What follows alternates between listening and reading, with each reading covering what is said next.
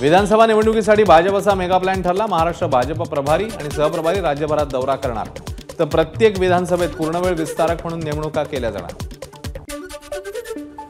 लोकसभा निवडणुकीत एनडीएच्या प्रत्येक कार्यकर्त्याकडून प्रचंड मेहनत, मोदींच्या यशात कार्यकर्त्यांचा मोठा वाटा। भाजपच्या अधिवेशनात अमित शहांचं वक्तव्य। विधानसभा निवडणुकीतही महायुतीला मोठं यश मिळवायचं, अमित शहांचं कार्यकर्त्यांना मार्गदर्शन। लोकसभेत केवळ भाजपला यश, काँग्रेस सपशेल अपयशी, शहांची टीका। महाराष्ट्रात जेव्हा भाजपचं सरकार येतं तेव्हा मराठा समाजाला आरक्षण मिळतं आणि शरद पवार सत्तेत असतात तेव्हा आरक्षण जातं। भाजपच्या महाअधिवेशनात अमित शहांची टीका। उद्धव ठाकरे औरंगजेब फॅन क्लबचे अध्यक्ष, औरंगजेब फॅन क्लब महाराष्ट्राला सुरक्षित ठेवू शकतात का, अमित शहांचा सवाल। शरद पवार, उद्धव ठाकरे आणि नाना पटोलेंनी आरक्षणाबाबत भूमिका स्पष्ट करावी। मराठ्यांना ओबीसीतनं आरक्षण द्यायचं की नाही ते स्पष्ट सांगावं, फडणवीसांचं थेट आव्हान। तर माझा सवाल जरांगेंना नसल्याचंही फडणवीसांचं वक्तव्य। शरद पवार 4 वेळा मुख्यमंत्री होते, मग त्यांनी मराठा आरक्षण का नाही दिलं, फडणवीसांचा सवाल। तर मराठ्यांना ओबीसीतनं आरक्षण द्यावं की नाही हे शरद पवार, उद्धव ठाकरे आणि नाना पटोलेंनी सांगावं, फडणवीसांचं वक्तव्य। राष्ट्रवादीशी आपण आधी खूप संघर्ष केलाय हे खरंय, मात्र परिस्थितीनुसार राजकारणामध्ये कधी तह तर कधी सलगी करावी लागते। अजित पवारांशी केलेल्या युतीबाबत फडणवीसांचं वक्तव्य। पुण्यामध्ये भाजपचं महाअधिवेशन, पुढचं सरकार हे महायुतीचंच असेल, देवेंद्र फडणवीसांनी व्यक्त केला विश्वास। खोट्या नरेटिव्ह विरोधात लढण्यात कमी पडलो, आता फेक नरेटिव्हला खऱ्या नरेटिव्हने हाणून पाडणार, फडणवीसांचा इशारा।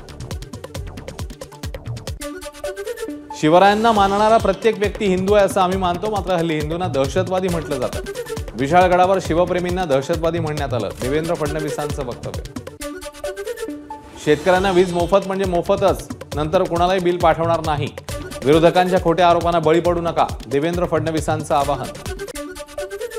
लाडकी बहीण योजना फसवण्यासाठी विरोधकांकडून प्रयत्न सुरू, योजनेसाठी अर्ज भरून घ्यायचे आणि सरकारपर्यंत द्यायचे नाहीत, ही सरकारची रणनीती, देवेंद्र फडणवीसांचा आरोप। विधानसभेत एकत्र असलो तरी स्थानिक स्वराज्य संस्थांच्या निवडणुका स्वबळावर लढवणार, पुण्यामध्ये अजित पवारांची मोठी घोषणा। महायुतीमध्ये सध्या महाभारत सुरू, यापुढे काय होतं ते पहा, खोट्या नरेटिव्हचे मास्टरमाइंड शहा आणि भाजप, नाना पटोलेंची टीका। स्थानिक स्वराज्य संस्थांमधील ओबीसी आरक्षणाबाबतची सर्वोच्च न्यायालयातली प्रलंबित सुनावणी ऑगस्ट अखेरीस होण्याची शक्यता आहे, यामुळे निवडणुका पुन्हा एकदा लांबणीवर जाण्याची शक्यता। याआधी 22 जुलैला होणार होती सुनावणी। शिवसेना आणि राष्ट्रवादीच्या आमदार अपात्रतेसंदर्भातल्या याचिकांवर 23 तारखेला सुप्रीम कोर्टात सुनावणी। ठाकरे आणि शरद पवार गटाने दाखल केल्यात आव्हान याचिका। सोन्याच्या दरात 2 दिवसात 900 रुपयांची घसरण, सध्या सोन्याला प्रतितोळा 73,600 रुपये दर, तर चांदीच्या दरात 3000ची घसरण, चांदी सध्या 90,000 रुपये प्रति किलो। अजित पवारांच्या वाढदिवसानिमित्ताने मीरा भाईंदरमध्ये कार्यकर्त्यांची बॅनरबाजी, बॅनरवर भावी मुख्यमंत्री असा उल्लेख। इगतपुरीचे काँग्रेस आमदार हिरामण खोसकर आनंद आश्रमात आपल्या परिसरातील अतिक्रमण कामांसाठी मुख्यमंत्री एकनाथ शिंदे यांची भेट घेतल्याची माहिती।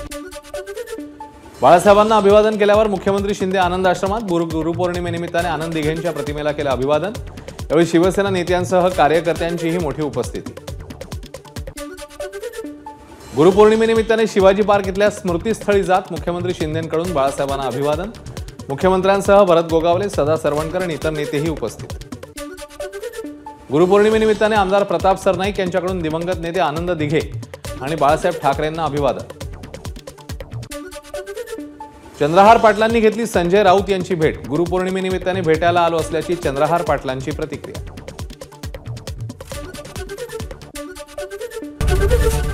एबीपी माझा, उघडा डोळे बघा नीट।